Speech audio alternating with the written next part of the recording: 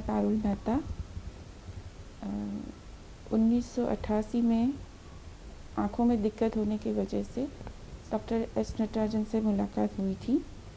उसके बाद 32 साल के बाद डॉक्टर एस नटराजन से मिलना हुआ तो मुझे ऐसा लगा कि मैं उनके बारे में कुछ कहूँ या उनके साथ हुआ जो अनुभव है उसको मैं बयां करूं। तो मैंने उसके ऊपर 3-4 पंक्तियां लिखी हैं जो मैं चाहूँगी कि मैं आपको पढ़ के बताऊं।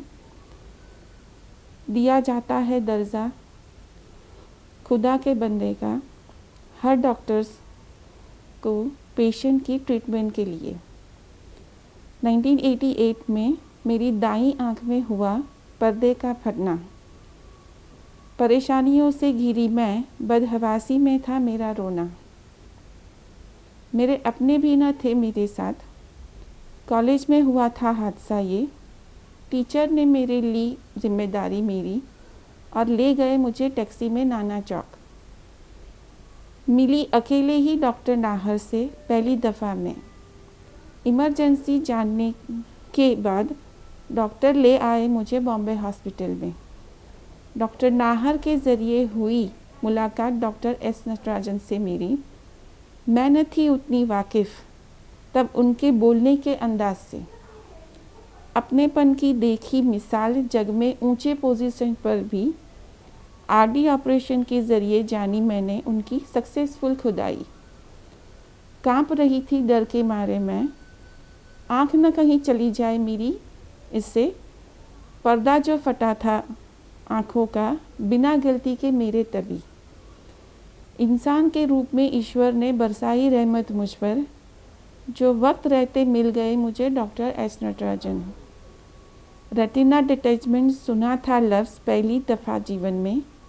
डॉक्टर एस नटराजन पर के भरोसे ने बचाया मेरा विजन। Thank you doctor. शिस्तता के आग्रही करते हैं बातें अपने मन से हमेशा ही। अब तक नहीं टूटने दिया भरोसा उन्होंने और न उनके स्टाफ ने भी। बड़ी इज्जत और रहमतों से आते हैं हर कोई पेश हमसे।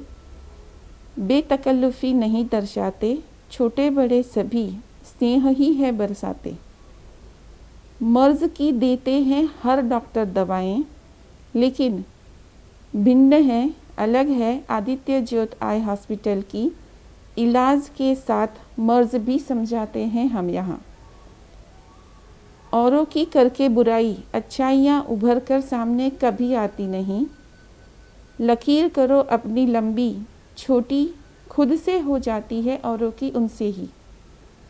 सौगात बहुतायत है ज़माने भर में, आँखों से बढ़कर कुछ भी नहीं इस जहाँ में और उस जहाँ में भी। बहुत कुछ है कहने को डॉक्टर एस नटराजन के बारे में। फुर्सत में कभी जीवनी ही पढ़ लीजिएगा उनकी विस्तार में। Thank you.